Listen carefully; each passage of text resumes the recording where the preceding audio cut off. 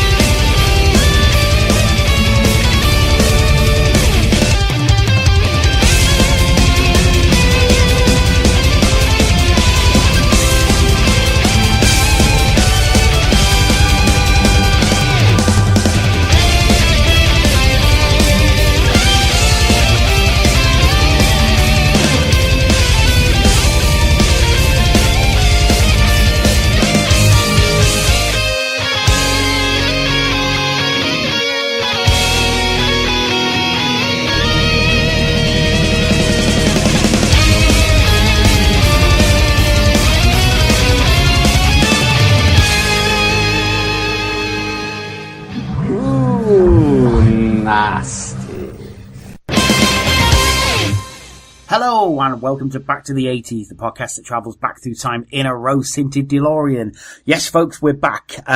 Sadly, we had a bit of a technical issue with Jenny. We were going to do a podcast with Jenny, but sadly she's having a bit of trouble with her laptop, so we will come back to that one.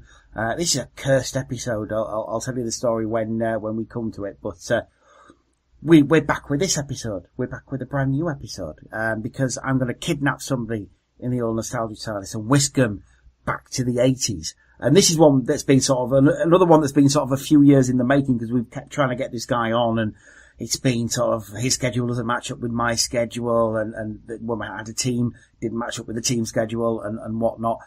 But we got him. We finally got him. And he's going to be talking about something that I have expressed more often than not on this podcast I'm not a particular fan of, and we'll go into that in a bit. But it is your friend and mine all the way from the early days of the podcast. It is Thrustle, the last dinosaur, Mr. Tony Thrustle. Hello. How are you? I'm good. How are you? Yeah, not too bad, mate. Not too bad. It's Wednesday night, so it's hump day and all that. Oh, yeah. I hate that expression. Yeah, me too. I hate that expression so much. But on the plus side, at the moment, Tottenham seem to be 2-1 up against Borussia Dortmund, so we're doing quite well in the Champions League. At the moment, it's very early days, but that's just weird to me. I have no idea what that means. We're winning the football. Mate. We're winning. The men running around the field, right? Got you. As of this moment in time, I'll keep the listenership updated, because I'm sure they're interested in the latest Tottenham score, because I am. But there you go. We're going to be talking this week about something that is, I'm sure everybody who follows Mr. Thrustle on any social media and has met him in real life knows full well that he likes Transformers. He likes them. He fucking loves Star Trek. Oh yes. Yes, indeedy. So we will be talking some Star Trek tonight, mainly Next Generation. And like I say, I have said on more than one occasion, not particularly fan of the Next Generation, but we'll see if we can convert me.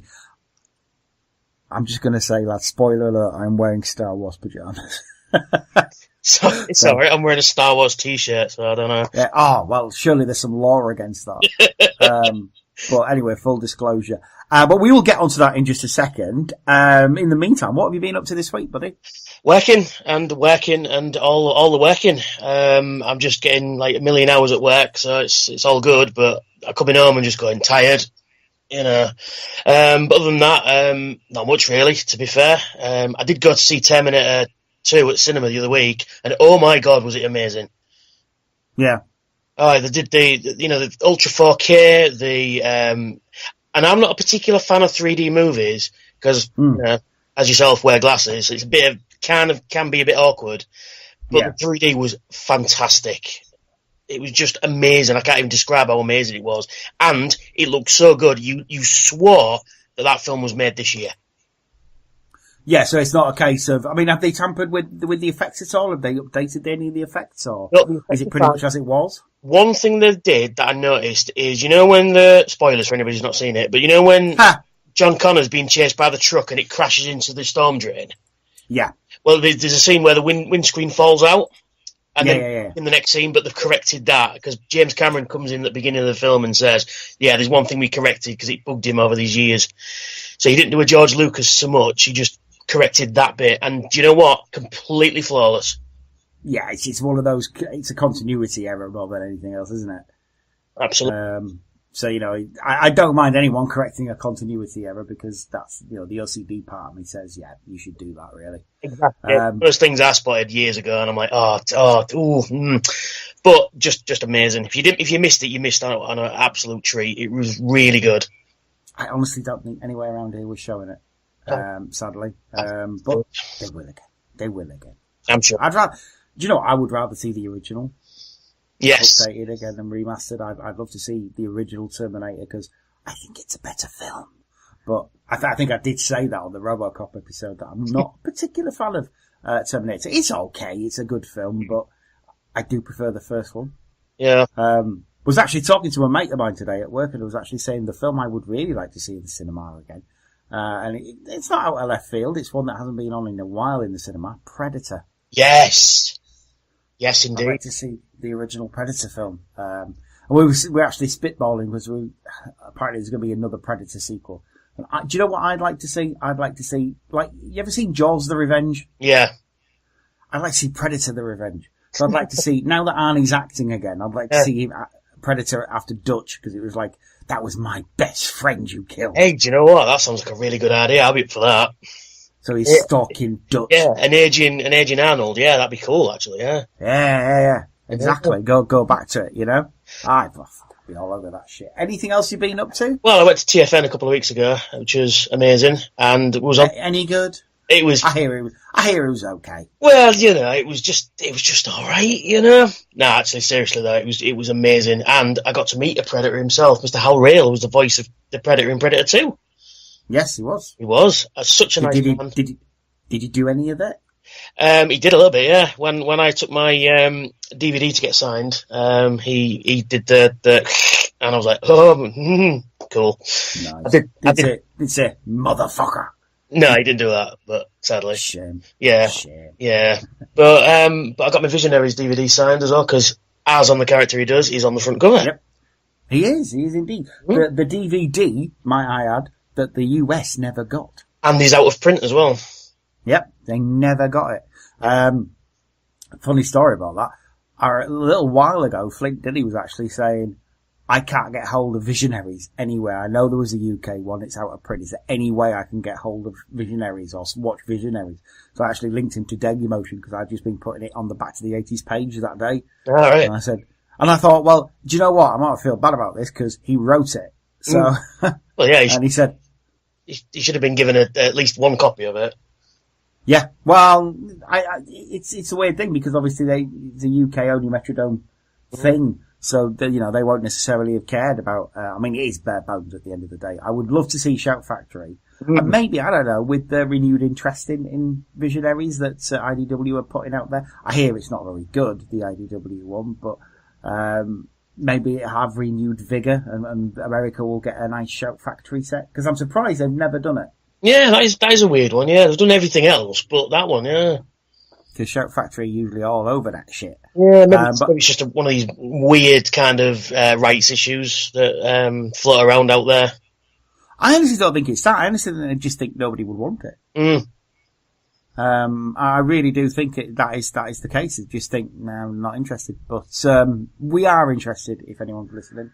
We would like to see a very, very good copy with loads of interviews, cast interviews, that kind of thing. And also, I'd like the toys again, please. Me too. Because the G.I. Joe, Leoric they did in the SCCC set is fucking epic. Yeah. I will never own it, but I would love to. If I would have been quite happy to buy that whole set just for that figure and then just sell the rest or give away the rest. So I've got the Dipfire anyway. And Matt Tracker, I'd have to look at it closely, but Leoric was definitely on the list there. Absolutely. I mean, speaking of things that you own, did you pick up anything cool at TFN this year? Yes, I did. I picked up a G1 Gunrunner, which is all kinds of amazingly crap, but all kinds of amazingly awesome. The Pretender vehicle one. Oh, yeah. Got him. Okay. How dare you? They're not crap at all. They're amazing. Oh, they're absolutely amazing. I totally agree. But but in that crapness side of it, amazing. No.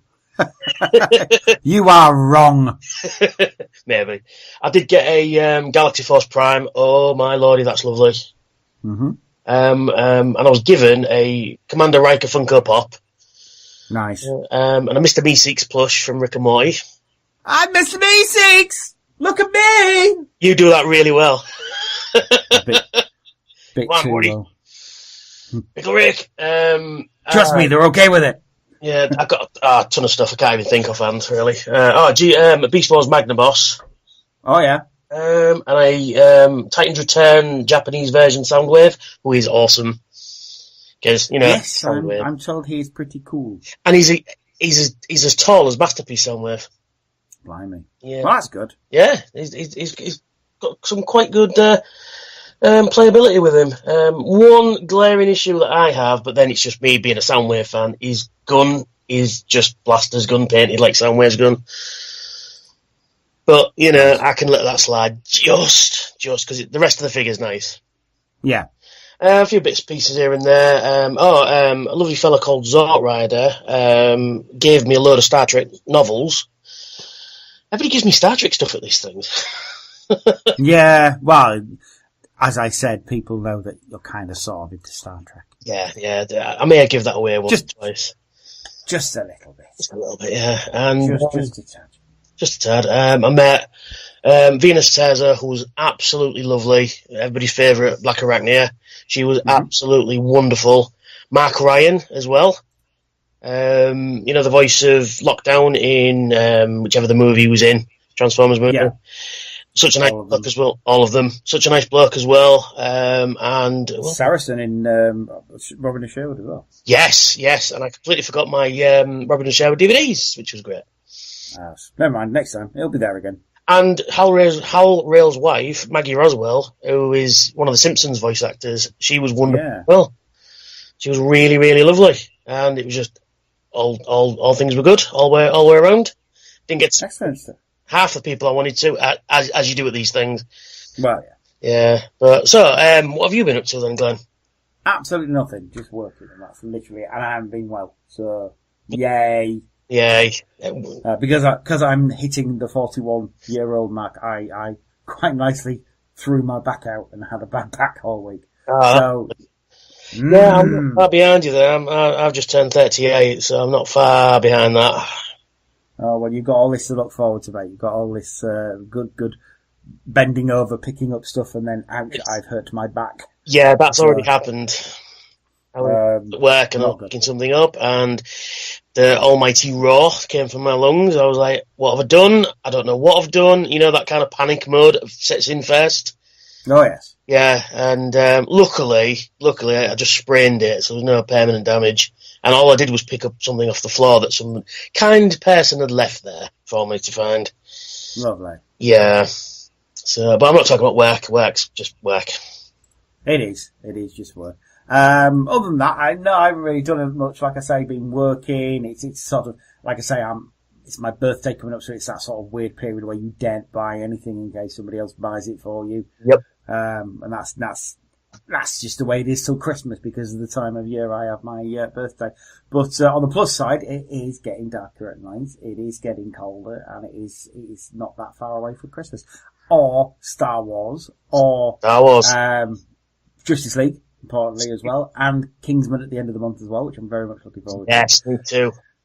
And yeah, there's loads of good stuff on telly and stuff at the moment as well. So yeah, it's a good time of year, man. It's a good time of year. Comes nicely to the subject we're talking about. Star Trek Discovery airs on Netflix I think it's the 26th of September. Yeah, is it America? Isn't it on the CBS? CBS thing, yeah, whatever there. CBS All Access, that's the one. That's a mistake. I feel. Don't put it on that, but I'm sure we'll get around to that. First off then, let's have some breaks and then we'll have a look at some Star Trek The Next Generation.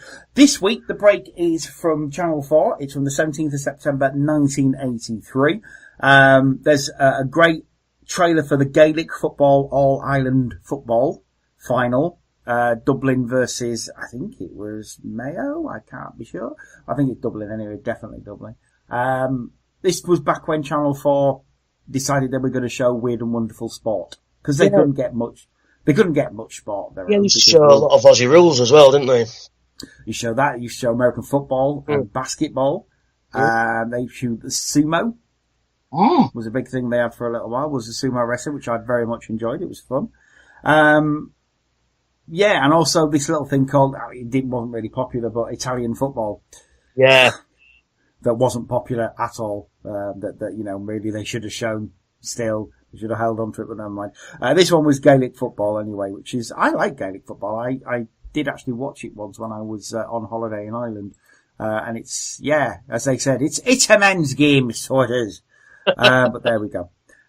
Because these adverts are from the Yorkshire area of Channel 4, little story about Channel 4, in the early days, they used to show adverts from each region it was shown in. So it was up to the ITV region to show ITV adverts in the Channel 4 space there, and so on and so forth. And this is from Yorkshire. And you can tell because 3-4 of the adverts are very Yorkshire central. One's for Sheffield Auto Hire, which I do remember seeing in York. Back in the day, you could see vans going around with Sheffield Auto Hire on them. One from the Exchange and Mart Leeds area. And then one especially for you there, Tony, from East York Glazing. Oh, EYG, as we call it, yeah. Yep, exactly, EYG with the bear. Yep. Yeah, I remember. Yeah. And then there was Big John from Carelia Cars as well. Yeah, I remember those adverts, yeah. I'm Big John from Carelia Cars! Yeah, anybody from Yorkshire will know that. But yeah, EYG with, was it a polar bear or something like that they had? I can't remember. Yeah, something like that, yeah. It's just a window now and there, Cause is it East Yorkshire now, or is it still Humberside? What is it? It's East Yorkshire, but most people around here call it Humberside, because we've still got a radio Humberside. Well, yeah, that's true. Viking Radio as well, isn't it? That you got? Yeah, Viking FM, yeah. Yeah, I remember. And then one from the Leeds Permanent Building Society, which is pre-Arthur Daly, because they did start using him. And then one for Bellway Homes, which I kind of sort of remember Bellway Homes-ish. And then one from the Bradford Video and Audio Expo 1983, where they're on about, this thing called VHS might make a thing. Yeah. Weird. And then, because they were doing it on the cheap, you've got a couple of public information films for the price of one. It's amazing. You've got one about keeping your eyes open for old men crossing the road. Yeah. This is an old man. Keep an eye on him because he can't keep an eye on you because he's old. And I bet the dude's only about 60. Yeah. Obviously 60 years old in 1983 was about 90 years old now. Yeah, that's inflation, isn't it? Exactly, inflation. That's exactly what it is. And then one, unguarded fireplaces. If you don't guard your fireplace, then shit might fall out of it and set fire to your home because most people in 1983 didn't have gas fires. Oh wait, no they did. Weird advert. Weird advert. And then one, a program I completely don't know, and I've completely forgotten about, presented by Adam Faith, but video. And apparently it goes around the world looking at weird videos that people make. So pre-YouTube. Yeah, it's like what's that? What they have on there now? Presented by Alex Zane. No, Gogglebot. That's the other one. That's the one. Yeah. It's sort of like a nice, cosy version of that. Yeah. With people on the video cameras. Yeah. And of course it's 1983, so it's pre-you being framed as well. But if you look at the new Green Fame videos, a lot of them are from 1983. That's true. Japan, 1983. Yeah. Yeah. But anyway, those are our ads, so go away and enjoy those, digest and come back. And when we come back, we'll be talking about some Star Trek. Engage! Show will be right back after these messages. Channel 4 brings you the All-Ireland final of Gaelic football tomorrow. So, not knowing much about the game, we asked the experts. Well, it's a game where you use your feet on your hands, the same as in rugby, but it's a more skillful game. There's a cross there. So if it goes under the bar, it's a goal. When it goes over the bar, it's a point. It's a man's game. It takes a good man to go down to Cork and play. Just to play and brave. And who's going to win? I think Dublin because of the more experience. Well, if Galway win, I'll celebrate. I'll tell you that Sunday night. Drink is a lovely. Find out about the game yourself with Channel 4's coverage of the All-Ireland Gaelic Football Final tomorrow afternoon at 3. Wellbeing in a few minutes on 4 looks at how many women come to terms with the change and asks of general practitioners treating women, do they even listen? Sheffield Auto Hire have cars, estates, minibuses, vans and trucks available for immediate rental. For rates, contact Sheffield Auto Hire on Sheffield 442716. Local Exchange and Marts lines are open till 9 p.m. for a quick sale. A photo ad costs just £8, so ring Leeds 432211 now.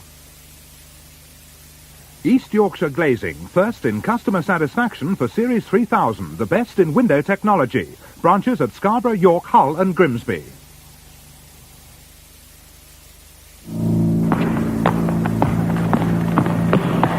Woman, there's a new bond. Bond? What bond? Any one financial acumen will find this new bond? 007? No, 1 3/4 bond. 1 3/4 bond. I think of it best.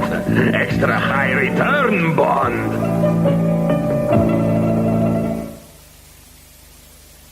Now Bellway, yes, Bellway has a superb choice of beautiful homes, including many specially designed for first-time buyers. So now everyone can move up to Bellway quality, up to Bellway space, up to the value for money always associated with Bellway homes. So why not go Bellway and visit a beautiful Bellway show home this weekend? Go Bellway. Get moving.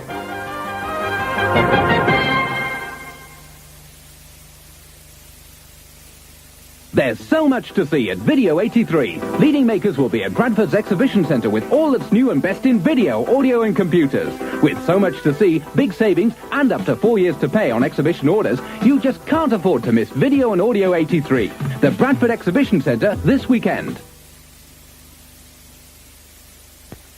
They call him John. Every Thursday he stands here waiting to cross this road to draw his pension. Just an elderly man waiting for a break in the traffic. Or is he? Think. Does he see what you see?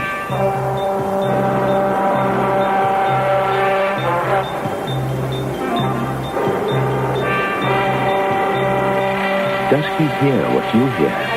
It's difficult, isn't it? Perhaps it would help if drivers were more considerate.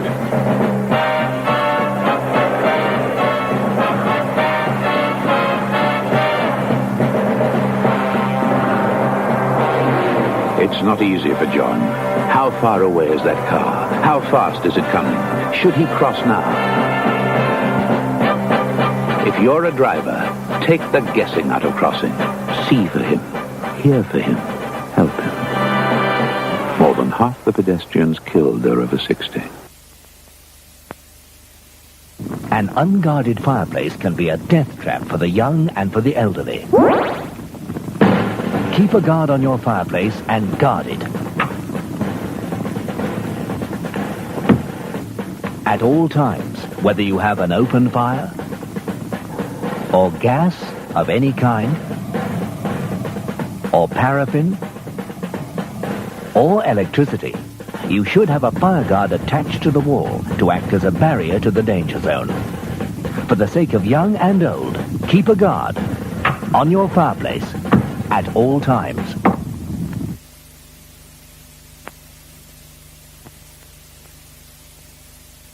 Tonight, Video caters for a special taste. You. Him, her, and John McVicker. What links Johnny Weissmuller, Jane Fonda, and cooking? Now remember, the stretch is important. Otherwise you don't shake. Teach me how to run right, Professor? Where does John McVicker fit in? All will be revealed. Well, almost all when you join Adam Faith for Video tonight at 6 on Channel 4. And now, back to Jam. And we're back. Hope you enjoyed the ads there. Yes, as I said before we went away, we are talking today about Star Trek The Next Generation and a little bit about the Star Trek films, and I'm sure the bits of Star Trek will go in there. But Tony, you're the big Star Trek fan here. I am. Well, why? Why? Why? What? Well, yeah, why? Why? I'm not being cynical or nasty or anything like that. I just want to know, because obviously I'm not that big a Star Trek fan. I'm not a Trekkie, if you're allowed to say that. I don't know whether you are these days. Oh, I call myself Trekkie. Yeah, I'd bothered. It's just one of these things. It's just, what do you call a Star Wars fan? You don't call them a Wars person? I don't know. I mean, you get who? Star Wars fan. Star Wars fan. Well, not a Star Trek fan. But anyway, that doesn't bother me. But why do I like Star Trek? I think it's... Yeah, what turns you on about Star Trek? I think it's the technology and stuff, and the fact that, even, like, Next Generation especially, you've got all the crew walking around the ship with Wi-Fi, with tablets, and basically all the technology pretty much that we have now, in our hands. And then you're looking at that in 1987 and through the 90s and stuff going, wouldn't it be cool if we could just pull information out of thin air and cut to 2017? We can do exactly that. So, we're not a million miles away from Picard sees your iPad memes, you know what I mean? So but is that because of the influence of Star Trek, though? Is that because people who are creative and good at this sort of stuff have said, because obviously, I'm not being nasty, they're nerds. Yeah. And nerds like Star Trek. Oh, it is. So they've been watching Star Trek and been inspired by that, do you think? Absolutely, yeah, because the first flip mobile phones that came out were directly inspired by the flip communicators in the original series.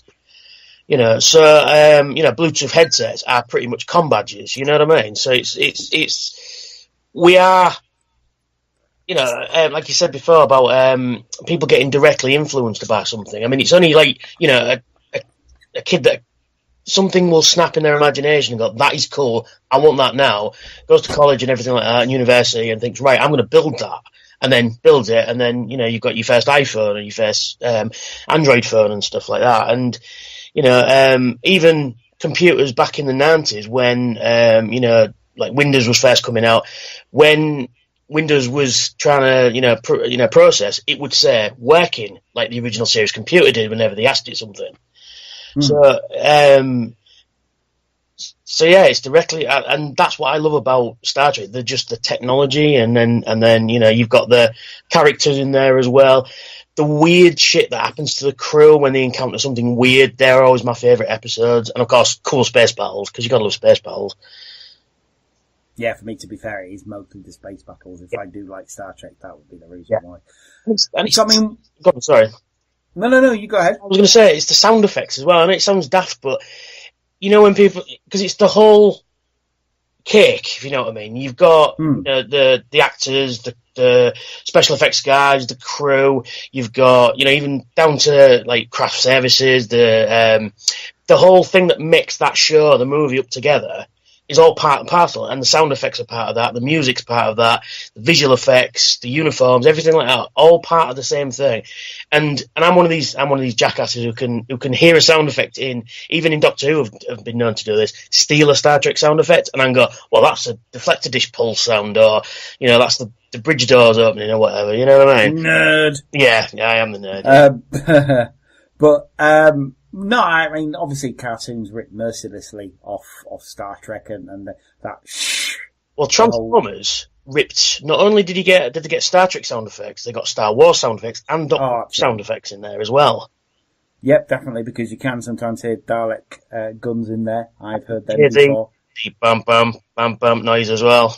Yep. So yeah, it's obviously you've got the lightsaber sounds being used a million times. But to be fair. But then again, a few Star Wars sound effects crept into the movies, but we'll get into that a bit later. Yes. But no, I completely understand what you're talking about with the sound effects. Because obviously, it can be comforting to hear, say, a transporter sound effect, for instance. Yeah. And phasers have a very distinctive sound effect. And the communicators, that one. And the computer, whenever the computer responds, it plays a sound. And being the nerd that I am, every sound on my phone is an LCAR's computer sound. Of course it is. Of course. And obviously you've got Marjorie Barrett's computer talkie sound. Yes, and apparently, just to segue just ever so slightly, because she's the only actress to be in every form of Star Trek, even in the 2009 film. Then we've got, they found, when they went through the archives at Paramount, she'd recorded every possible word in the English language phonetically. So he can recreate pretty much any sentence, you know, that they need for the show and put it in there. Apparently she's going to be the computer again. So basically she will just live on as the computer forever in perpetuity. Yeah, pretty much. Yeah. And that's cool. I have no problem with that at all. And do you know if they're doing that for Discovery, they're keeping her voice? Yeah, that's what I mean. That's what they're doing it for, yeah. Oh, there we go. Brilliant. Oh, that's cool. Yeah, I mean, that's a nice thing to do for, obviously, her family as well. The fact that they know that forevermore she will be associated with the Star Trek anyway. Yeah, I mean, it'd be Star Trek without her being there as well, being the fact that she's the only actress to be in every single form of Star Trek. Excellent stuff. Excellent. Yeah. So, I mean, which Star Trek did... Yeah, we'll flash back to the 80s. Which was the first Star Trek that you saw? Which was the first one you became aware of? Wrath of Khan was the first one I saw. Right, okay. And it was, my mum and dad were away, and my nana was looking after me and my sister, and I was not very well, like, you know, proper flu. Yeah. And I couldn't sleep, and it was like 3 o'clock in the morning, and she had it on rental. Wow, way back when, boys and girls, rental videos. And to sort of, because back then you couldn't watch anything at 3 o'clock in the morning. So the only thing she had with her was Wrath of Khan, and we sat and watched it, and I loved it. Being 6 years old, not very well, loved Wrath of Khan. Yeah. Ever since then, it's just went, oh my god, this is the best thing ever, and I need everything. Need to see everything. Even though Wrath of Khan has things that are horrifying in it, like the sand eels, things like that. Sand eels, yeah. But me being the kid I am, and the kid I am now still, go, and I'm like, oh, it's gone right in his ear and it's bleeding, oh, you know, like that. And you know, I'm that kind of horror fan, you know, and his head comes right off, you know, that kind of guy. Yeah. I hate that bit. Not my favourite particularly bit. nasty. I think the worst bit is it going in is the worst bit. Oh yeah, absolutely. Well, because they made a really sort of massive model of it, didn't they?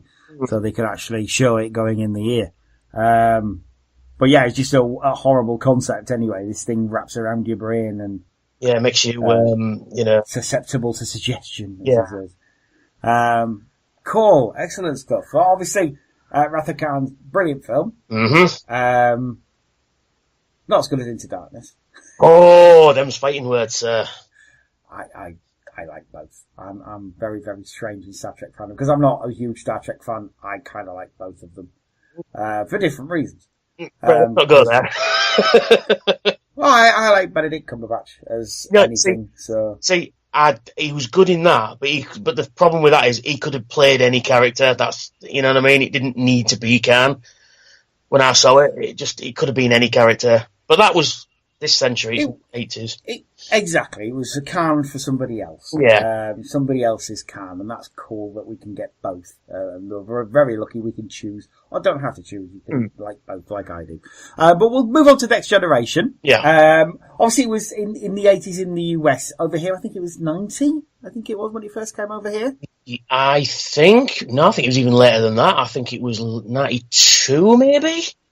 I don't think it was that late. I'm sure it was before that. Because I remember seeing it.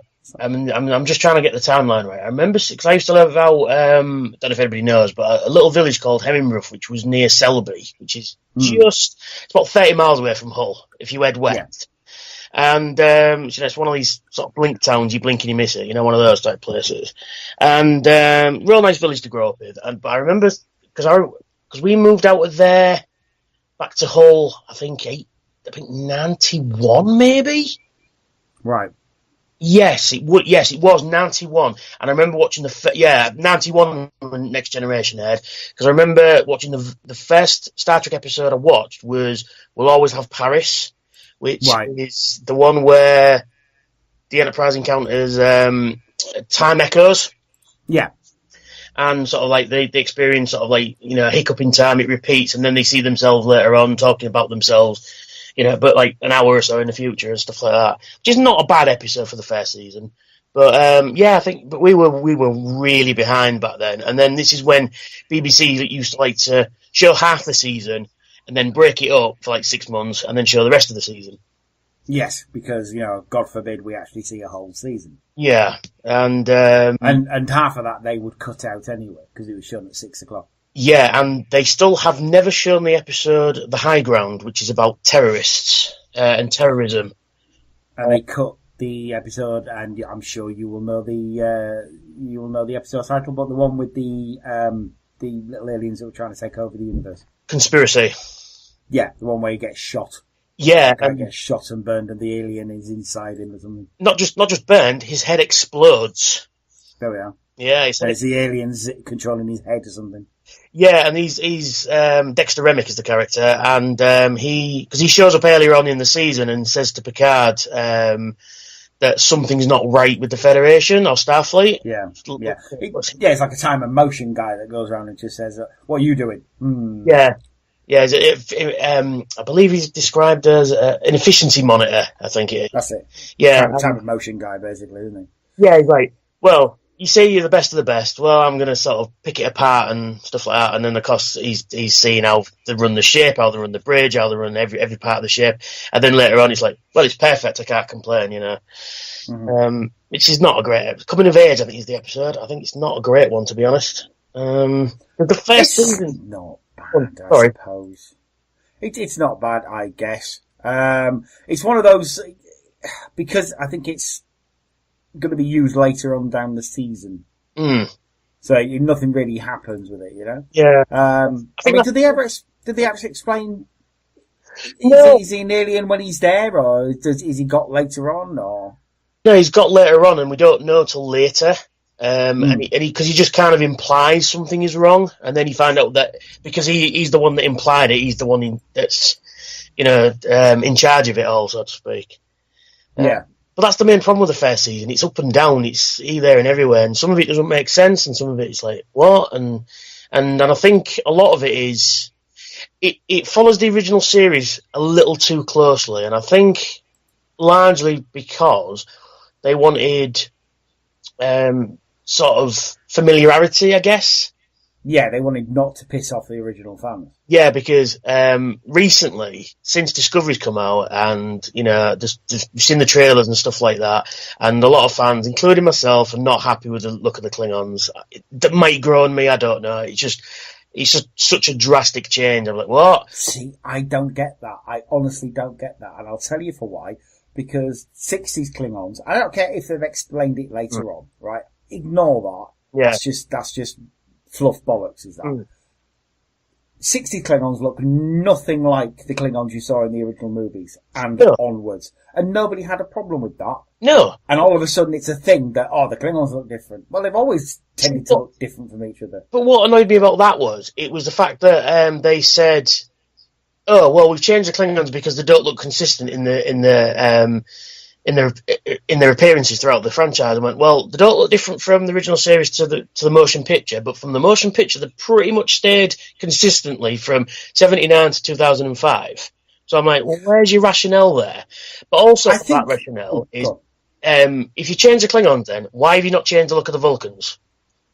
Because the Vulcans don't cost that much to sort out, really, do they? It's that, isn't it? Anyway, what I'm saying is, a bit of at the end of the day, yeah, it's ears, isn't it? It's ears and eyebrows with Vulcans. There's not much of a difference. Yeah. I think what they're trying to do, and I kind of agree with them. They're trying to say, right, from this point forward, this is what Klingons look like. Yeah, we've got a good budget to do something that is a bit different. We can make them look all uniform. We can say, right, this is what Klingons look like. Yeah. But what I was getting at before, though, is when he said not about pissing off the original series fans, and there was a backlash from fans going, how dare you remake Star Trek, blah, blah, blah, blah. So, like what happens today, really. So nothing really changes in the world. But, yeah, if I remember correctly, there was a massive letter-writing campaign to try and get the series stopped. Yeah, exactly, yeah. So there was a lot of that going on then, and it just, parallels what's happening now, So nothing really changes in the world. That's what I was getting at. But the first season of TNG is very ropey. It's shite, mate. Let's not beat around the bush here. It's terrible. There is a couple of gems in the first season, though. Like, the Arsenal of Freedom's quite a good episode. Which is the one with the second time you see the Enterprise split into two. Is that the one where they're on the planet with the automated weapon system? That's the very one, yeah. That is quite a good episode. Yeah, that's a good episode in the first season. Very much like an old original series episode, is that one? But if you watch TNG later, kind of a TNG later episode as well. You could have put that in season 3 or 4, and it's kind of Well, you could have put it in DS9. In fact, I think they did do it with DS9 as well. Yeah. I think they've got a few similar episodes. But that's good. That's a good thing. That's a good one. Conspiracy, actually, is a really good episode as well. They weren't bad. It weren't bad. It's better than the rest of the season. Like Better than The Naked Now. Oh, The Naked Now is terrible. Symbiosis is terrible. That one where Riker has to fight that dude for the woman. That's the one right after The Naked Now. Oh no, that's Tasha Yar has to fight the woman. That's that's it. That's a terrible It's and slightly awful and slightly racist episode. Very racist episode. Kind of worth it for seeing Riker dressed in that stupid outfit, though. Yeah, it is that. Yeah, but then you've got sort of later on episodes like what's it called? It'll come to me in a minute. Always Have Paris, as mentioned earlier, is anomaly episodes, and that's the first one. And then you've got the last episode of the season, the Neutral Zone, which is a really good one because it kind of hints at what is going to come in season 2 with the Borg.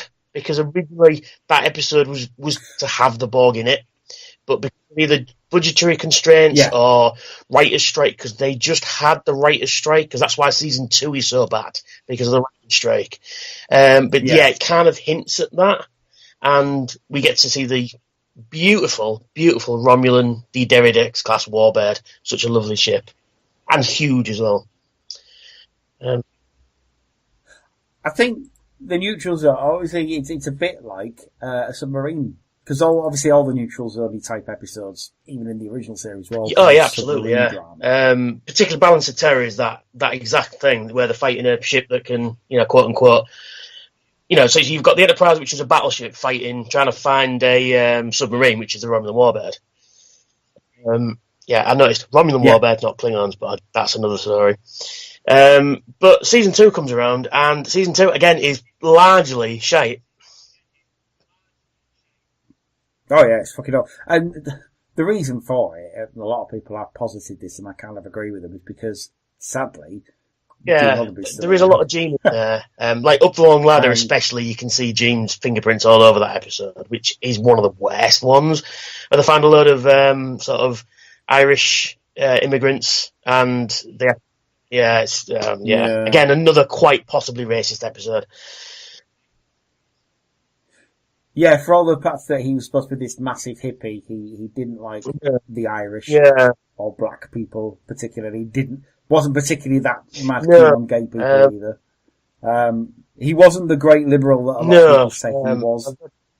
And I think it's coming out now. Rightly so, don't canonise the man if he wasn't. Oh, yeah, absolutely, and not very faithful to his wife before he met Majel Barrett, who he kind of had an affair with before he left his then wife and then married Majel Barrett. Yeah.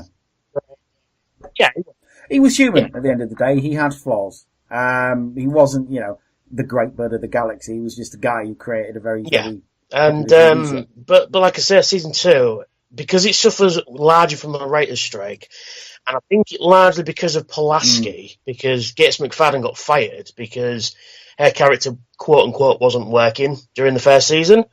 And to be fair, it wasn't, and it's not her fault. It was just what episodes were written. No. They gave her nothing to do. She's just a doctor, and occasionally she beams down to a planet, gives somebody a hyperspray, and you're well again,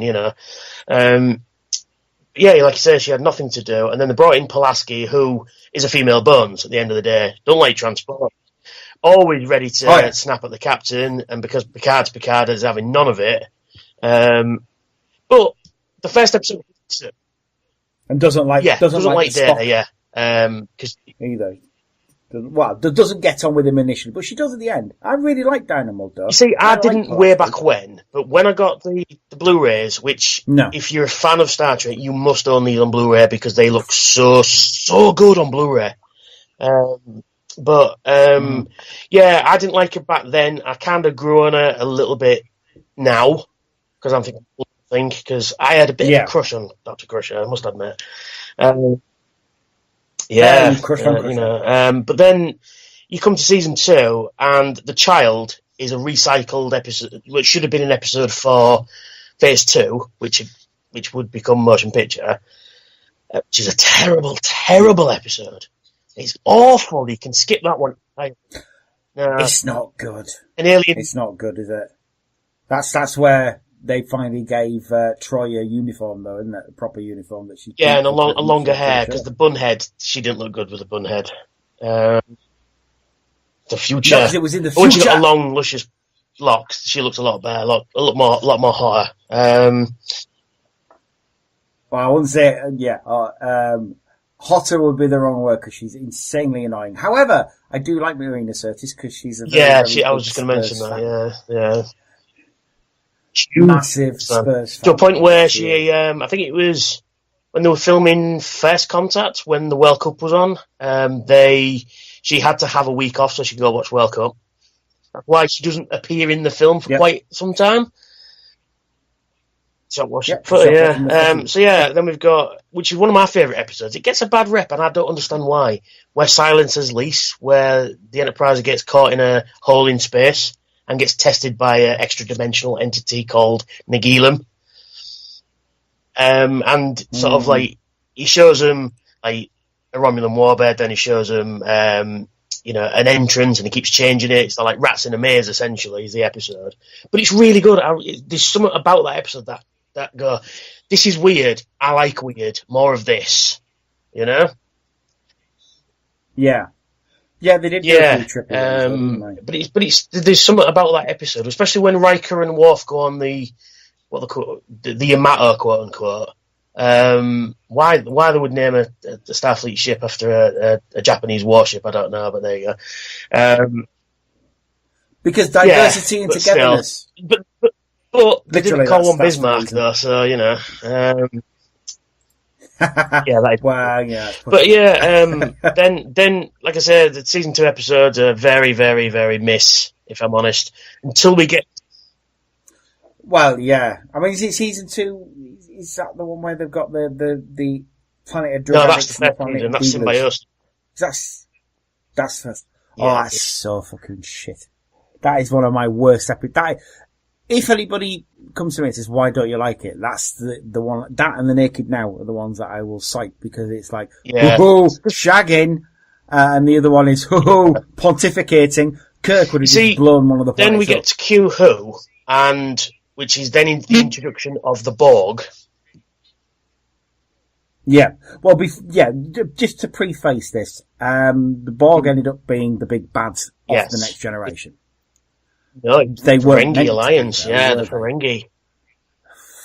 Fucking Ferengi, seriously. Who also kind of racist. But Space Jews, although Ron Moore spun it later on in DS9 and things like that, and said, they're meant to be humans. They're the human race as they are now, rather than it's like they weren't meant to be though. They were meant to be big old space Jews, weren't they? They were supposed to be the new Klingons. They were supposed to be the new big bad. And when they wrote the episode, because they wrote because they'd been mentioned a couple of times before the battle, which is the first time they show up. And it's the Last Outpost. Sorry, the battle is another Ferengi episode. The Last Outpost is the first episode of we see the Ferengi, and they are, basically what they were later on as well. And one of the Ferengi in that episode is played by Armin Shimmerman, who later went to play Quark. Yeah. And it's his fault because the first scenes that they shot were them on the planet having a bit of a fight with each other. So they went, right, we've got to sort something out. And here we are with the Borg, which were initially written as not unlike the replicators from Stargate, like bugs, like robot bugs that crawled around and stuff like that. But of course, budgetary constraints back in the 80s, and especially, sci-fi show in the 80s could never have done that at all. So they just, threw a spandex suit on a bloke and put plastic tubing on his face, Borg, and they are as popular now as they were then as the big bad of Star Trek. I mean, what really happened is that they watched an episode of Doctor Who and said, we like those Cybermen. Blasphemy. It's true though. They are the Cybermen. Although in the comics they got which is a really good. If you're a Doctor Who fan and you kind of like Star Trek, read Assimilation Squared. I loved it. I thought it was brilliant. But the thing is, about that comic is I was very worried that it'll be one-sided, and it isn't one-sided at all. I thought they're going to focus on Doctor Who and, hey, look, Captain Picard in the background, you know? But no, it starts off, you get a nice introduction to the Star Trek bit, then you get a nice introduction into the Doctor Who bit, and then it all melds together, and when you read it, you can hear the voices. They got the voices perfect, if you know what I mean. Their patterns perfect. Yeah. Especially when there's a scene where the 11th Doctor's talking to Worf, and he goes, "Oh, you're a big fella, a Klingon if my memory serves." And he's chatting to him, and then Worf just goes, "Be silent," you know. I laughed when I read that, which of course is what Worf would say, you know, because he's that big dumb Klingon that everybody loves. But yeah, the Borg come along, and they were scary. I remember watching it, and I was just like, "What? Oh, yeah. Just what?" And the fact that Q was in there going, "Yeah, you know what? You think you're awesome? Yeah, you're really not, though, are you? Yeah, just I've got these guys are knock on the Borg. Yeah, sort yourself out." Yeah, I mean, I agree that I really do.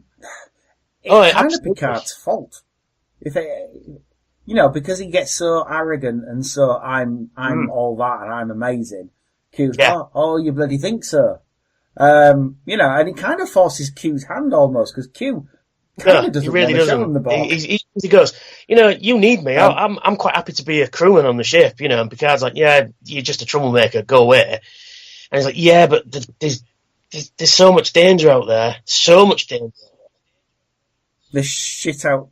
There are places in this universe that have bred the most terrible things. He does, yeah, you're right, absolutely. Because obviously the Q Continuum are Time Lords. Kind of. They're the kind of the Star Trek universe. But they're omnipotent and they have powers that can create anything at a snap of the fingers. Time Lords can't quite do that yet. Anyway, just choose not to. But anyway, yeah, and I like the fact that in that episode, Q is basically doing a running commentary going, yeah, this guy is not what you think he is. You know, Picard's doing the whole diplomacy thing and going, you know, we mean you no harm. And the Borg just go, okay. Yeah, okay. Not interested and you in go, that. Oh, you got this, and the Borg are like, oh, you got this cool spaceship. Yeah, we're going to have that. You know. You see, I mean, I've said for years, obviously, with being a Doctor Who fan, it is the fact that Borg, based on Cybermen, blah, blah, blah, blah. See, I think they're more like Daleks. They may look like Cybermen, but they're really like Daleks because you can't reason with them. There's no reasoning with it. They're not interested in anything you have to say. They've got their agenda. They're sticking to that agenda. If they see something and, they want, you know, if you try and stop them, you're just an obstacle in the way. Yeah, and like all good villains, they're doing it for what they think are the right reasons. They're not evil as such. Although that's one of the things that did kind of piss me off with First Contact is that alright, Borg Queen, very cool. I love her. She's lovely. She's nice. But they kind of, cool. But the only problem is that it does a little bit, yeah.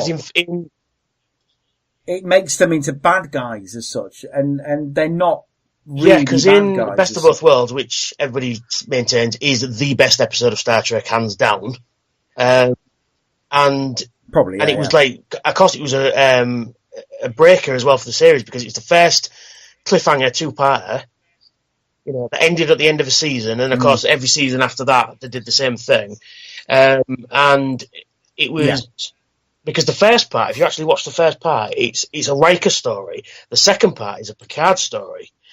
But anyway, the Borg in that are terrifying. They swoop in, they assimilate a planet, and they go, right, we're going for Earth. And not only do they go for Earth, they go for basically the spokesperson for Earth, which is Picard, being commanding the flagship of the Federation. He is the spokesperson for the Federation. So we'll get him and we'll make him be our spokesperson. Now that is frightening when they turn your friend into the enemy. Yeah, I mean, it's obviously a tactic they've done before, which, you know, getting the most popular person, the most well-known person of a planet, and it breaks the spirit of everybody else. But humans being humans, they won't be told, right? Yeah, whatever. You know, we can outdo whatever you do, and he does. You know, and Riker is a really good. He's at his best in them 2 episodes. Because when I forget the name. Michael Piller was going to leave the series at this point because they brought him on in season 3 to make it better, and every episode he wrote was fantastic. Because season 3's episodes are just one after the other. He's just fantastic. And then because he was going to leave the series, he thought, well, he's had enough, this, that, and the other, and it was about him leaving, which is about because Riker's offered his ship in that episode. It's like, well, do I want to leave? Do I want to stay? You know, that kind of thing. And then sort of like, well, I don't need to sort the end out because I'm leaving. But obviously he didn't. He came back. And so he had to write himself out of the corner. It's like the Borg are winning and, you know, this, that and the other. And it was just one of those things when you first see that, especially as a child, you just go, oh my God, Picard's a Borg? What? Hey? You know, it was such a good show back in the day. Such a good show. Particularly, well, like I said, like you said before, the first 2 seasons you can miss, but if you watch the Borg one, I think it's the only one you really need to watch.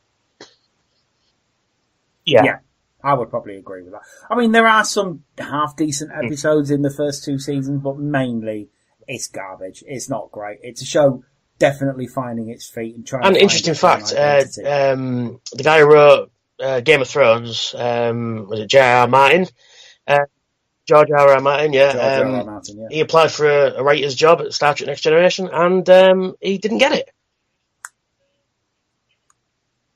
Well, if he had got it, why not and he'd probably killed everybody and, you know, had dragons in there, you know, as you do.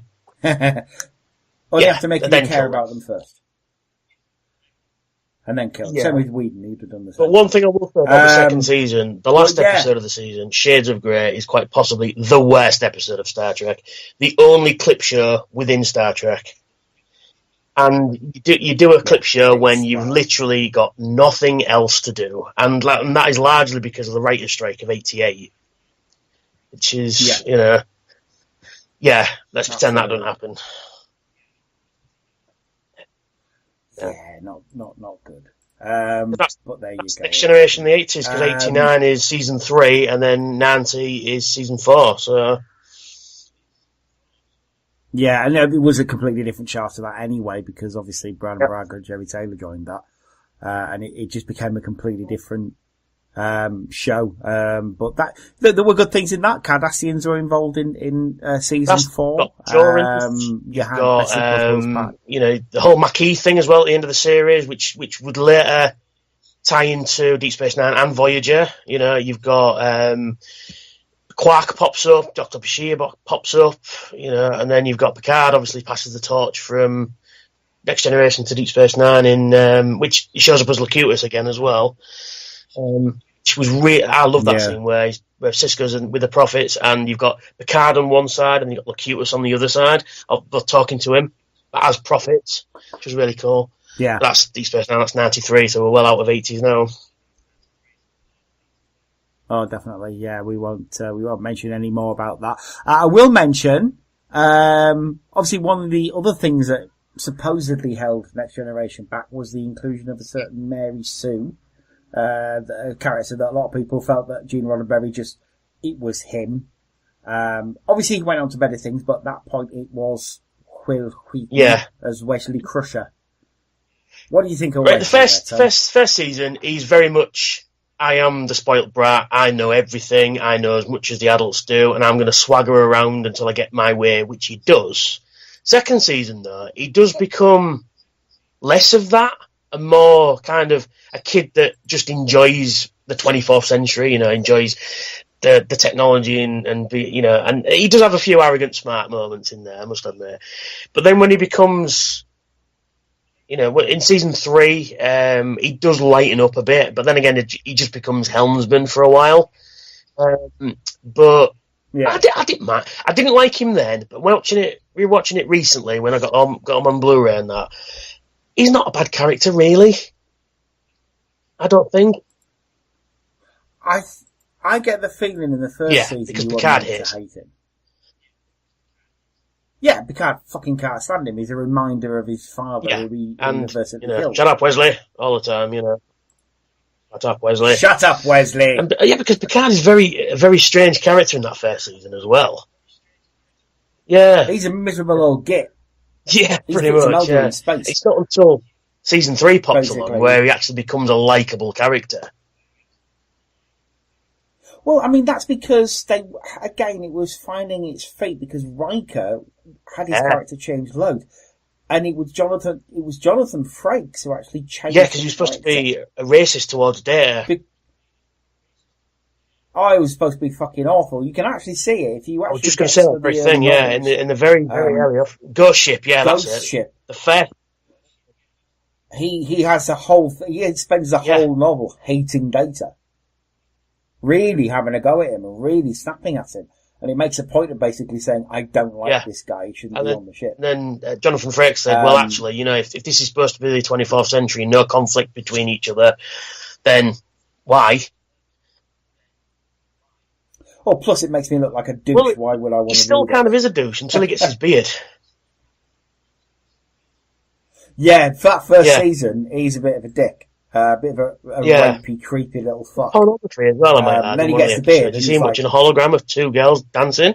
So, Yeah, he's a bit of a perv. But once he gets the beard, we're alright. Yeah, he is, yeah. Especially the episode, I mean, it's coming to season 6, but when Captain Jellicoe, played by the legendary Ronnie Cox, comes in and takes over captain of the Enterprise for a while, him and Riker really hate each other, and the acting chops on both of them is just brilliant.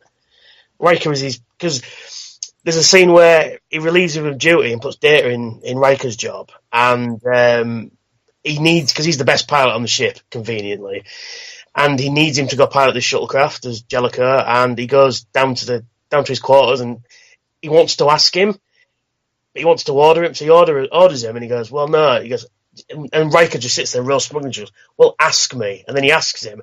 And then because he's got his own way, just walks out. And as he's walking out, Riker just goes, thank you. Yeah, he's in that episode especially, Riker is really good. Oh yeah, Riker's, like I say, second season onwards, Riker is really good. And I know it's not 80s, but we'll talk about it anyway. First Contact. He's great in First Contact because he don't give a fuck. He directed it as well. Jonathan Frakes. Oh yeah, but it's just like Riker in that whole film. Yeah, because they know they're on a time limit, and he's got to like, come on lads, we've got to get this sorted. And then when Zefram Cochrane does a runner, he just goes, fuck this, and shoots him in the back. Right. Yeah, he just seems to be enjoying himself the whole time because he's finally getting to do what he wanted to do. Pretty much. Yeah, Kirk. Because that's basically who Riker is in the latter half of Next Generation. He is just Kirk. Just going around being gung-ho and doing what Captain Picard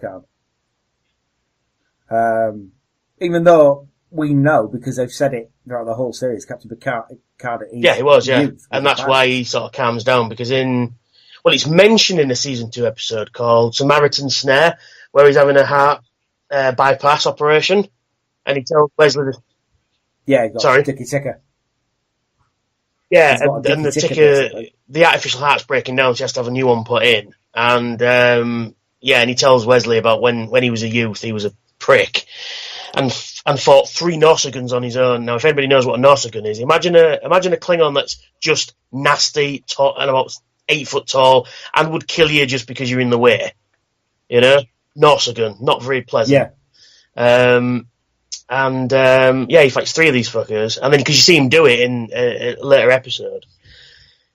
Yeah, and Picard he could kick some ass when he was a wee nipper. You get a sense of that in Yesterday's Enterprise, which again is one of the best episodes of the series. It does, yeah. It really does. I mean, because she got a shit ending, did poor Tasha. And I can't remember why. Denise Crosby had pissed somebody off. Something like that. And then she claims it, well, I didn't want to get typecast and I wanted to leave this, that and the other, blah, blah, blah, blah. Because she got fired and Gates McFadden got fired. Shit canned halfway. Yeah. Yeah, she pissed somebody off. And knowing the history of, I don't want to say the word sexual harassment of female cast members, but it has happened. Just a bit of a segue. There's a really good documentary about the early years of Next Generation on Netflix, and it goes through all the behind the scenes stuff, and they mention a lot of this stuff, and it's really good. really, really good. Yeah, and I can't remember what the title is. I think it's just like something Next Generation or something like that. But yeah, if you get the chance to see it, in fact, what I'll do is I'll find it and then send you a link. Cool. Yeah, I'd be interested in watching that. But yeah, she gets she gets a really a shit send off basically. Armus, yeah. Is it Armus? Who basically is then parodied like fucking Futurama. Yeah, he's fucking killing Welshie multiple times. He's not like an evil. No, he's like a big pool of printers ink. You know, it's just like a black mass that comes out of the ground and just like torment people and kill them because. But personality-wise, he's like a massive squire of Gothos, like a big baby, isn't he, basically? Almost like a serial killer. But yeah, he just kills her for funsies. There's no reason to it. But then again, that is genius. If you think about it, it's genius because it just shows that even in the Star Trek universe, when it's all about heroic death and life must have meaning, then life doesn't have meaning. Because later on in that episode, Data's just, he can't comprehend that she's not there anymore, like a child does. Yeah. And I think, because he is a child. Well, because he is a child. And I think that's why Data everybody loves Data, because he is a child and he doesn't understand a lot of this stuff. I mean, later on he learns it, but he just can't accept that she's not there. But then for no reason. I mean, he makes a point of saying there was no reason that she died. And I think is it Riker who just says sometimes? Yeah, pretty much, yeah. That's just how it is. And, but yesterday's Enterprise comes along and it's just like, she gets a good send-off, but it's a fantastic episode anyway. You find out that Guinan is kind of Time Lordy as well, because she knows something's wrong with the universe. She can send some... Yeah, she's an Elorian species, in case you didn't know. Yeah. An Elorian, yes. Oh, yes. And we only ever meet three that have speaking role. Guinan, Soren, and a guy called Martus Mazur in Deep Space Nine. So, yes, you'll meet Soren. My name is Soren. Which we burn. Not Alex. But yeah. I mean, it's a shame that Generations is total shit. Because he's a good villain, and the uncle of Bashir as well, Alexander Siddig, yeah. Oh yeah, he's but he's a great villain. He just doesn't get a lot to do. He's just and this is the reason why. I mean, we're segueing again, but this is the reason why in Generations, because the idea was the film was pass the torch off. That's why Kirk, Scotty, and Chekhov come back, and the reason why the other characters didn't come back is because, well, firstly, McCoy was now getting very ill, and they couldn't afford the insurance to have him on set. The fact that both Leonard Nimoy and Nichelle Nichols both said, well, we had quite a good send-off in the last film, why do we need to be in this one? It was pretty much what it was. Because everybody thinks that Nimoy was like, well, I've done my Star Trek, this, that, and the other. And he wasn't, and he was always willing to come back if the story demanded it and if it was a good idea.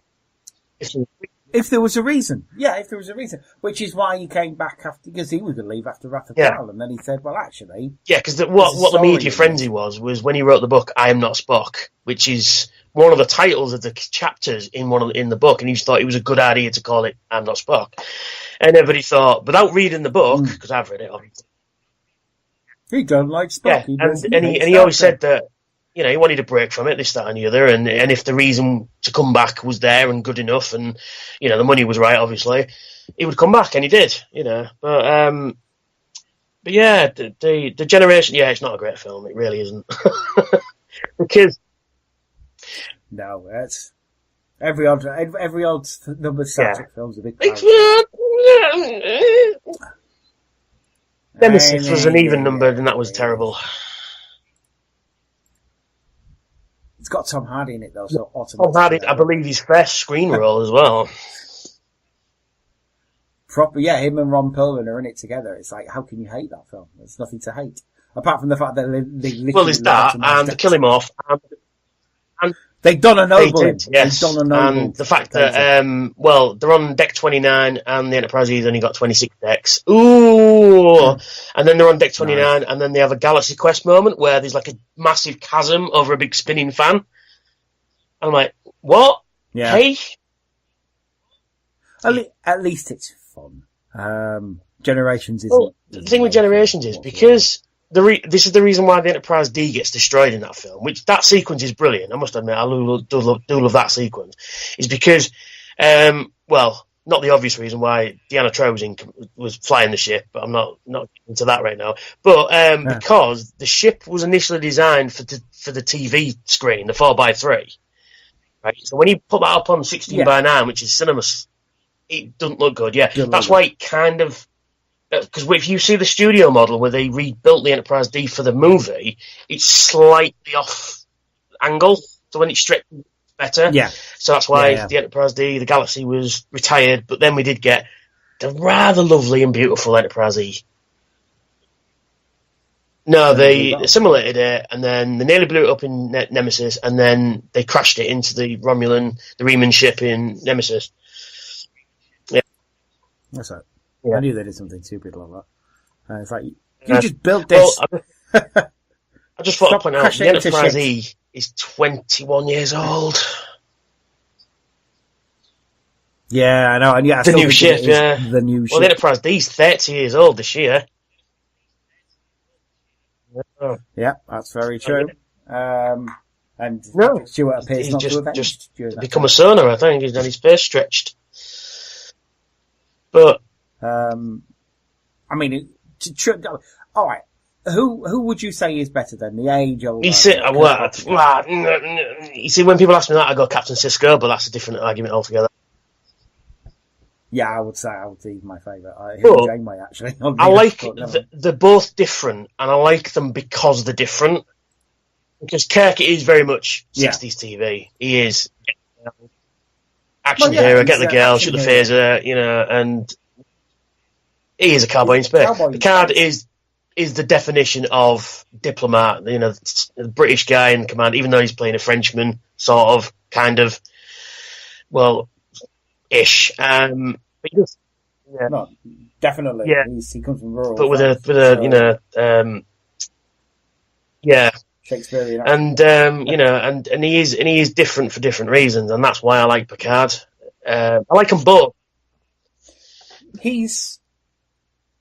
I think the thing is that it's an unfair comparison because Picard is a captain in a time where he isn't just a captain of a spacecraft; he's a diplomat and a politician as well. And the Prime Directive applies. Even though he has broken it 9 times. But Kirk is the reason they have the Prime Directive. Because he's gone around blowing up shit and sorting things out and saying, look, I'll deal with this. Well, yeah, there's that. But even though the Prime Directive is in the original series, he goes down to a planet and they've got this society they've built up for thousands of years and goes, Bible is a lie, and we'll tell them they're doing it wrong, and then, and I'm like, hang on, aren't you, violating the Prime Directive there, but Kirk? Well, I always feel one of the worst things they could have done is do the episode where they don't have war. They Taste of Armageddon, yes. I was talking about this episode the other day. Actually, I don't. I do apologise. I can't. I'm not as familiar with Star Trek as you are. But I know them. But Next Generation just left them to it. Well, whereas Kirk, I'm not dealing with this. Yeah, fuck this. It's stupid. Because Kirk is very much, you can't live like this. This is wrong.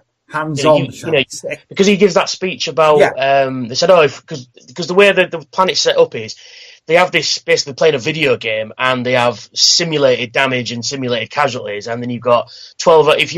If your area of the city gets bombed, you've got 12 hours to report to a suicide booth, essentially, and kill yourself. Otherwise, they will actually fire missiles. The other planet will actually fire proper nuclear missiles at you. So, by having this video game war, they're preventing a real war. But Kirk comes along and just says, well, yeah, you might be having this simulated war, but you're still war. It's still death, and it needs to stop. And he said, you're just taking the nasty bit out of it as such. Yeah, so you don't it's just it's just numbers at the end of the day. You're looking at numbers rocking up on the screen rather than blood, gore, having to rebuild anything. And Kirk's just like, well, because he is Well, he's the Doctor, essentially, if you look at it that way, because the Doctor comes to a planet and goes, well, this is the way the world's set up. And he's like, well, I'm not having any of that. You can't kill each other. You can't do this, you can't do that. And stops it for good. Kirk does the same thing, but in a slightly less roundabout way, and that's why he's got Spock and Scotty and everybody else to give him a hand. But he does the same thing as the Doctor does, turns up on a planet and, repairs the society from, them killing each other or killing the monster that's killing everybody. And yeah.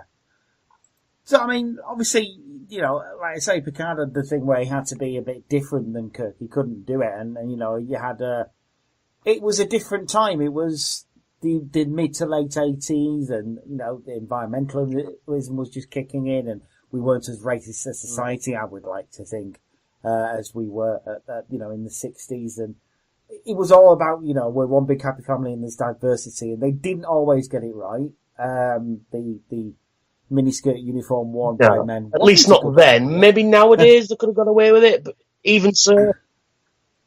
I think even so they could have designed a better uniform. I was going to say about those uniforms. The first and second season uniforms, the reason why they were changed at the end of the second season is because the spandex that was wearing wasn't very flexible and all the uniforms were made 2 sizes too small so they could see all the ripped chest and muscles and stuff. Because if you see one of the episodes of season 2, you can actually see Worf in the background doing a Hulk. You can actually see his uniform tear.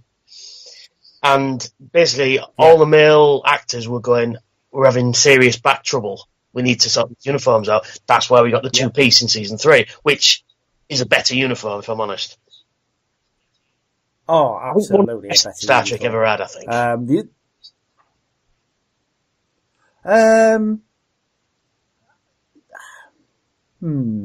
I like the uniform that they had in Deep Space Nine, where it was grey on the shoulders and you had a First Contact uniforms, yeah. On it. I really like those uniforms. I thought they.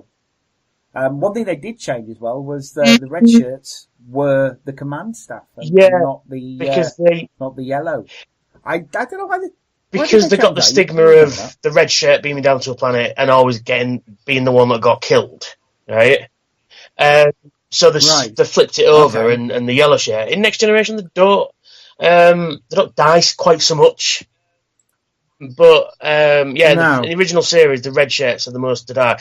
But I did watch a video recently, actually, and saying that even Scotty wore a red shirt and he died as well, but got brought back to life. But anyway, there's a really cool video actually on YouTube, and they analysed the uniform colours, saying that the red uniform is actually the safest.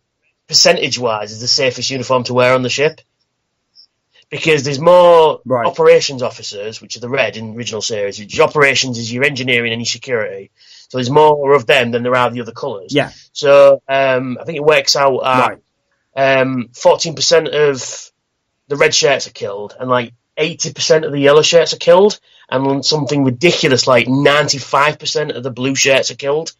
Like there's so many different because obviously there's less science officers in the RAF command and less security officers. But because more of them die, because there's more of them, percentage-wise, it's actually the safest uniform to wear on the ship. So there you are. There we are. Because there's more of them, because there's more of them. Actually, one episode, which one is it? It'll come to me. I think it's Operation... Obsession is the episode. 7 red shirts die in that episode, so, I'll call him Ricky here. Yep. I'll call Ricky. There we go. Any standout episodes for you? Any episodes that you think, that you can just, I'm having a bit of a bad day. I'm going to slap in a DVD. Q-Who, obviously, because it's got the ball. Pretty much all of season 3 is just knockout. Even a lot of season 4 are knockout as well. But it's one of those things that, see, original series, Next Gen, Voyager and Enterprise, I can put a single episode on and watch it fine. Deep Space Nine, I have to run the whole series. I can't just watch one episode. I've got to run the entire series to, get the whole picture. Because it's one long episode and it's really good. But I think probably... but there's so many that are good though, like these parallels where Worf keeps transferring to different alternate universes, which is a really good one, which is a season 7 episode. And then you've got, like I said, the entirety of season 3 is just knockout. And like I said, it's really hard to pick just one. See, I like ones that I like. Again, like you, I like the. Yeah, that's like quite a good one. Actually. It's the first time you proper see the holodeck. Yeah, any holodeck episode I'm down with, except the Minuet one. That Episode title. Yeah, that's a good one. Sherlock Holmes one. Yeah, even though they get the bit that Sherlock Holmes wrong, which is standard for the American audience, you know. Any audience, they always get it wrong. But I did like Moriarty. I thought it was clever that you had this program. Because it's the way Geordie says to the computer. Yeah, that is a good season 2 episode, actually. Yeah, Elementary, My Dear Data, where he says, because Data memorises the Sherlock Holmes stories, so whenever time they go into the holodeck, he can solve it within like 2 minutes. Yeah. 2 seconds. Exactly. 2 seconds. It's just no fun. So, yes. So LaForge go. It's like me if they did holodeck versions of Star Trek. I go, right, just shoot that. We're done. You know what I mean? No point in doing it. Exactly. But no point in doing it. But LaForge goes, right. You know, we're going to do this. We're going to have a unique story that you don't know the outcome of, and we're going to let it play, and we don't know where it's going to go. And then he gives the computer the orders, an opponent that can outthink Data, and that's what causes sentience to Moriarty. Played brilliantly, and I forget his name actually. Oh, bad Star Trek fan. But he does pop up again in season 6 episode called Ship in a Bottle, where he traps Data, Picard, and Barclay in a holodeck version of the Enterprise on the holodeck version's holodeck. Yeah, Daniel Davis, that's him. Yeah, Davis. Yeah, he popped up quite a lot, didn't he, during the 80s and that? He was one of the. He was on the Nanny as well. Yeah. He was the butler on the Nanny. Yeah, and that is a fantastic episode. Anyway, any episode with Barclay's pretty good. I do like the Barclay episodes. And the fact is, you know, if you're an 80s kid like me, it's not only the fact that he's back. Yeah, I'm Mad Murder. Luckily enough, let's face it. And he's the guy. He pops up on Voyager quite a few times as well. Yeah, so that's the thing with Star Trek as well. Is even though they've got their own series, you've got actors and characters popping up from different Star Treks, popping up all over the place. Oh yeah, it's all one great big. And again, that's the reason why I love the show. You know, because particularly Next Generation, in the 24th century, even though you've got the distinct look of the Enterprise D, the Defiant, the Runabouts, and Voyager, you can tell they're made by the same people, by Starfleet. They all have that look, and they all have the same sort of sound effects and stuff like that. And it's that what's the way I'm looking? Realism, you know, that sort of realism that you think, well, if it's the same company that's building it, it would look the same, you know. Yeah, consistent. Yeah, it's a consistent universe. That's why when they changed it around a bit for the reboots, and yes, everybody knows I don't like them. I did love Beyond. I thought that was great. If that had been the opening one, I'd have been a lot more on board with it. It's because being a fan and knowing how it looks, and then they just went, well, we're changing it because we can, kind of irritated me the most. And that's why I kind of objected to it. But watching them back recently, they're not that bad, to be fair. I think I was in that fanboy mode, and I think I've grown out of that a bit. I think at the end of the day, and you know, this isn't a slight to Star Trek fans or anything like that. It's a general thing for fanboys of anything. If something is changed or rebooted or made for a different, you have to take into consideration. Yeah, that's it. Making it for you. And it's a nasty thing to say, but they don't care about what you think about it necessarily, because it's been made for a different generation to get them in. And the beauty of it is the stuff you like. Is but like I say, I mean, you remember a few years ago I went on a proper rant. Oh yeah, but you were the most militant anti-new Star Trek fanboy in the world. To the point that I would mention it every week on Back to the 80s in the pure knowledge you were listening. I know. But sort of in recent years, I've kind of sort of come to terms with it a bit. And, you know, the first two aren't great, but I really enjoyed Beyond. I thought it was just, that's where they should have opened it with. Like I said. I don't know if I wasn't that keen on Beyond. I like the other two. It's probably my favourite. But I do really like the original, even though I do realise that Nero is a very weak film. No, it's not about him. I think, do you know, even because when Beyond comes out, when it came out, I went to pictures see it. I was like, oh, I don't want to see it. But my friend took me for my birthday, and I thought, you know what? Yeah, it'd be all right. But within about 10 minutes, I'm like, why was not this the first one? But then, when spoilers for nobody's not seen it, skip ahead a couple of minutes. It's when at the beginning when the Enterprise is destroyed and quite spectacularly destroyed as well. I'm actually, because I hate that design. That's one of the things that if I could change, I would change that. But even the way it was destroyed, I was like, oh my god, they destroyed the Enterprise! What? And it was. I even felt a bit. Oh, hang on, something's wrong. I've evolved. That was my moment. But yes. But yeah, you're right. It wasn't made for me. It was made for a bigger, wider audience, and it did well. I can't knock it. And then and I really enjoyed Force Awakens as well. Just to segue. Do you think? This is a question that might piss you off or might excite you. Do you think they'll get to a point in that Kelvin universe, because that's what they call it these days, that they will do next gen and they will recast?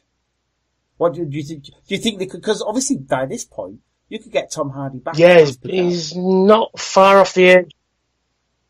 He's not. Yeah, he's not quite there. Well, yet, but he's there's getting been a on lot for of that speculation that they could do a Kelvin TNG, which, if done right, could work. I mean, people have been saying Tom Hiddleston as Data, which I'm like, do you know what? I'd be up for that. Yeah, I could be up for that. I could be down with that. Yeah, I could be down with that. It's getting characters like Worf, because obviously it's getting them right. That's the thing. And watching that first movie, I was a bit, but the one thing I will say, Carl Urban nailed McCoy. Perfect. Oh, he's cracking. Yeah. He's great in everything he's in. But even Pine is great as Kirk without doing an impersonation of Shatner. Yeah. He is Kirk. So, like I said, I've watched them all recently, and you know what? They're not as bad as I thought they were back then. Heard it here first, folks. There are some moments I still go, but You get that with every film, though. You can get that with every episode of a television show that you see. There are things you maybe don't agree with or like. But the fact that I'm a bit like that with New Who. To be fair, there's a few, particularly David Tennant era. I enjoyed them, but there's a few episodes I look and I go, oh, what? And I don't do that. But then I got to do that with the original Doctor Who serials as well. There's a few. Sometimes you just go, oh, hang on, bit much. But yeah, I have somewhat evolved, I guess, is the best word to describe me. Yeah, it's a good. Which is a good thing. Infinite diversity and infinite combinations, as the book. Yeah, exactly. But you'd be up for if they nail it, right. And the ship, and I will stress this, can't stress this enough. The ship has to be perfect, because that's one of the reasons why I didn't like the reboots. The Enterprise looked just like a clown shoe, if I'm honest. I mean, I'm not going to go into that now, but if you watch my YouTube channel and watch you can see that. Because, again, it's... But then again, I mean, I never, ever, ever warmed to Enterprise D. Ever. I hated the fucking thing. I thought it looked horrible. It just looked like this great, big, flat thing. See, my mother, not a Star Trek fan, but she did watch it occasionally with me. She described it as looking like a uterus. And I'm like, what? It's not far off. If you read the novel of Encounter at Farpoint, which I used to own years ago, it says it has something like racehorse, the look of a racehorse. It says Picard's doing the usual Star Trek in the shuttle going to the ship thing. It says sleek lines of a racehorse. I'm thinking, what? Fuck no, he looks like a fucking tubby fuck. It's a terrible ship. It's a terribly designed and awful looking ship. They did a lot better. Yeah, Enterprise E was much better. They did better. I love the Defiant. Do you know, recently, I didn't realise this at first, but recently, it looks like the Millennium Falcon's got two prongs at the front and a gap in the middle. Well, the Defiant's the opposite of that. It's got one prong at the front. And I'm thinking, could that be possibly a little hint at, maybe? Ooh, I don't know. I mean, it was but it was just sort of these sort of recently, since Star Wars has become what it is again these days, and I'm I wouldn't be surprised if there was a little homage to the Falcon in the Defiant, because it is essentially. Well, there is a few nods to other sci-fis within Star Trek. In the Neutral Zone, the episode I was talking about earlier, where they kind of introduced the Borg, but the Romulans come back. The subplot of that episode is they find 3 people cryogenically frozen aboard this satellite that's been drifting through space for 400 years. They're from the 21st century. Yeah. And so that when they looking through the family record of one of the characters, if you look carefully, on the original release, it's been updated for the Blu-ray, but on the original release, it's got all the names of the Doctors, like John Pertwee, Patrick Troughton, and all the rest of it, and all in order as well, which was a nice little nod to Doctor Who. In one of the ships, I believe it is the Pasteur in the last episode, on the dedication plaque, all the ships have a dedication plaque saying US Enterprise, commanded by, blah, blah, blah, blah, built in such date, commissioning plaque. It was built at Skywalker base. And in an episode of Deep Space Nine, most famously, because you see it on screen, it's A Man Alone, I believe is the episode, where Odo's investigating this murder, and they go to this Bajoran ship, and on the ship there's an itinerary. One is wake up, do this, and then he says leave Alderaan Spaceport, which is quite cool. And I went, well, you might not want to go there after all. It's not there anymore. There's a few little nods in that here and there. So yeah, I think there's one on the Tsiolkovsky as well. I can't remember what it is, but I'm sure there is one. I don't really want to watch the episode again to find out what that might be, but fuck the original series, The Naked Time, again. Well, The Naked Time is just an excuse to get Spock to cry. That's the whole point of the episode. Look, Spock cries. And they kind of, the new showrunners miss the point completely and say, ha, shagging. It's adults. And it's like the second episode of Torchwood where they have the alien who has to survive by orgasms. It's like, for fuck's sake. We can do it because we can kind of attitude, Yeah, woohoo. Look at Tasha Yar, sexy. She's not, because she looks like Bing Crosby. Although saying that, she seems to be one of the nicest people in the world, and she's done 2 Star Trek documentaries, so she obviously doesn't bear the it is, and she's done a lot of conventions over the years. I mean, a ton of conventions. Whenever they have, like, the Next Generation cast together, reunion conventions, she's always there as well. Mainly at the best of Brent Spiner, apparently. Because they're really good mates. And she's, second, third cousin of Seth MacFarlane, something like that. She's related to Seth MacFarlane. Because their families are related, those two. And, interesting enough, he's done his own Star Trek show, which apparently the critics hated. Yeah, the Orville, I'm really itching to see that. The first episode's out there, but it's not available in the UK as yet, and I'm just trying to see if I can see it somehow. It's available, it's out there. Like I say, as far as I can tell, from what I have heard, the critics hate it. But it's Seth MacFarlane, they're going to hate it. And it's not as jokey and funny as you would expect, apparently. It's quite a face. Yeah, and a lot of people are saying that this is going to be more Star Trek than Star Trek Discovery is. No. I can't say I'm surprised. They seem to have dicked about Star Trek Discovery quite a bit. And I'm not interested in the diversity and all that. I think that's one of the reasons why I'm very dubious about it. It's because of the dicking around that they've done with it. Saying it was going to come out last year and it didn't, and then, it's going to come out in May, then it's going to come out in September, and no, we're going to rewrite it all, and all this kind of stuff. And then Brian Fuller was the showrunner, and he wrote quite a lot of TNGs and Voyagers, and they sacked him, or rather, he left for creative differences. And it's all this messing around that I'm kind of sat here going, I want to like it, but I'm kind of in that mindset where all this fucking about with it is going to make it shit. And, and I'm getting a bit of, you see, I get this all the time when I'm joined to a few groups and that, and everybody's getting excited about it, and I want to get excited. It's the same reason why I was excited for the reboots before I saw them, and I'm like, please be good, please be good, please be good. And then when I'm presented with something that isn't, in my eyes, good as it should be, I'm like, oh, come on, you've had all this time and effort to put it right and that, and it's all the little decisions that they seem to sort of miss. Because when I've done because as everybody knows, I collect this Starship magazine, and the model of the JJ Enterprise isn't great because I don't like the design. But the magazine that come with it, was really good because I love all the design stuff that you get in those. And some of the early designs of it were brilliant. I'm like, why didn't you pick that one? Or, Design F, that one, which is kind of looks like the original, but doesn't, but looks modernised at the same time. And it's like, you've just missed bits, you're just off slightly.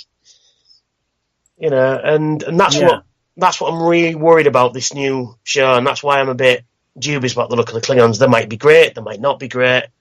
Who knows? Let's see. Please be good. Please be good. We'll see. Well, we shall see. But at the end of the day, like I say, no matter what happens now, we've still got the old stuff, which is always good. And the old stuff mostly was good after the second. Well, I've noticed that trend of all the Star Trek shows, the later Star Trek shows, that most of the first two seasons of Next Generation, Deep Space Nine and Voyager are a bit ropey at best. It's when season 3 hits, that's when it just runs wild, but Voyager should be better than it is.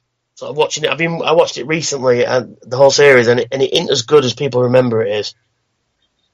There are some great episodes in there, and it seems to be like the anti-Next Generation, because Next Generation has some ropey episodes in there as well, but mostly good.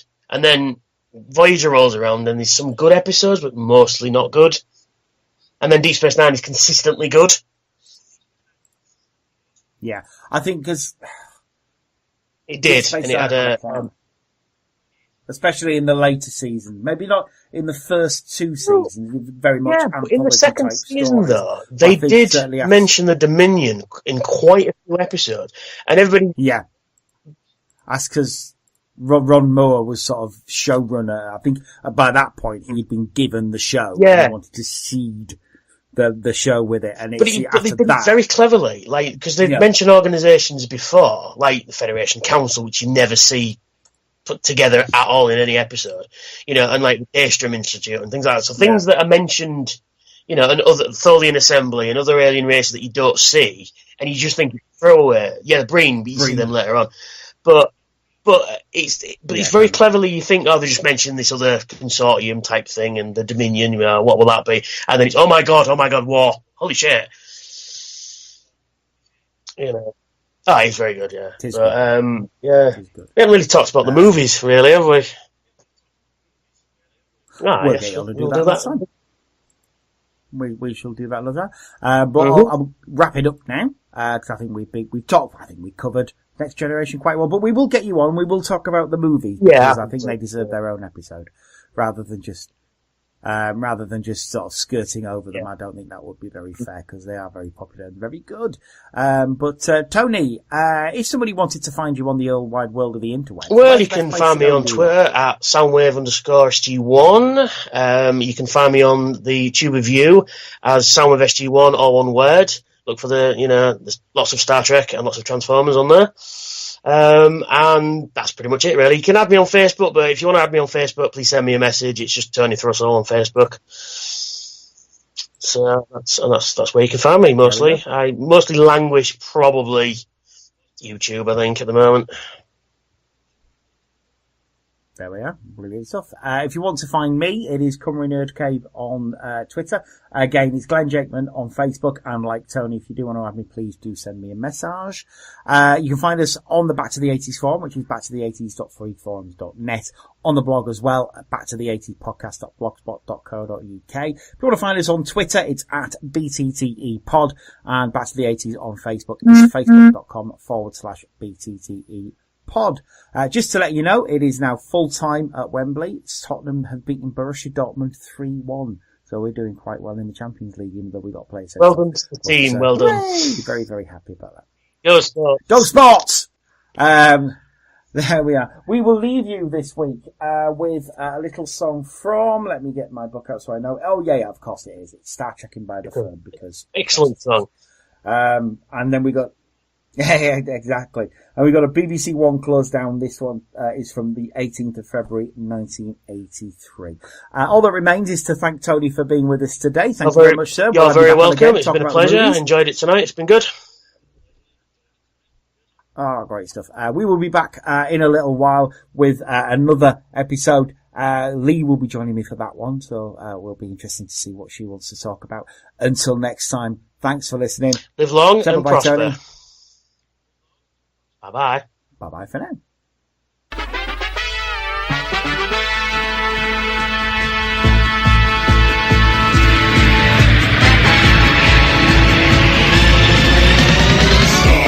Trekking across the universe. On the Starship Enterprise under Captain Kirk. Star trekking across the universe. Slowly going forward 'cause we can't find reverse. Lieutenant, report. There's Klingons on the starboard bow, starboard bow, starboard bow. There's Klingons on the starboard bow, Jim.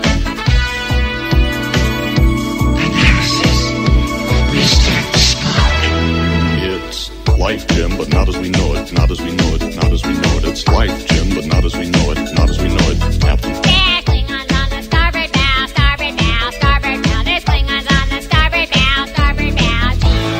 Star trekking across the universe. On the Starship Enterprise under Captain Kirk. Star trekking across the universe. Slowly going forward, still can't find reverse.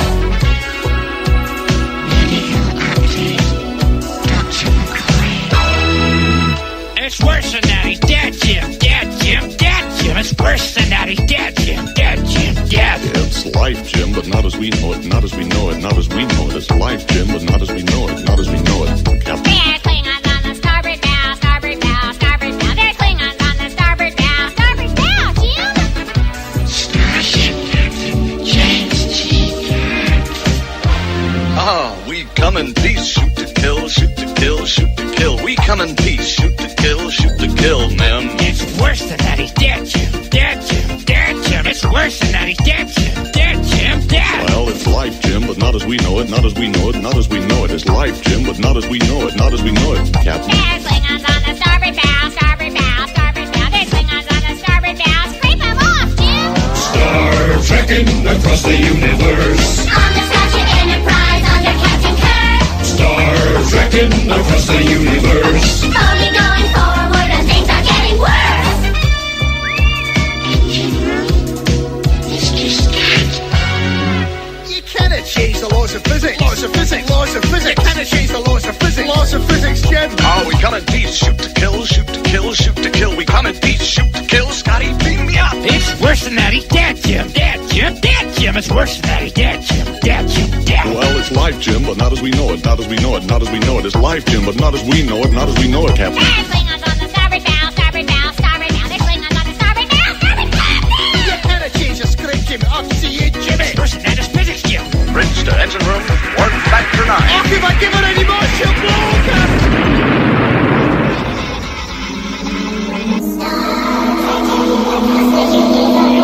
On the Starship Enterprise under Captain Kirk.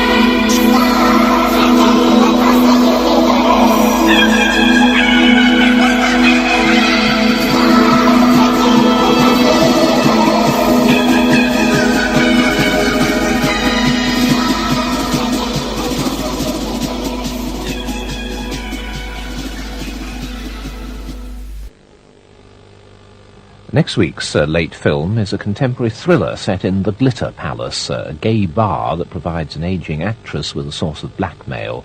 The stars include Barbara Hershey and Howard Duff, and the film begins at 10:50 next Friday.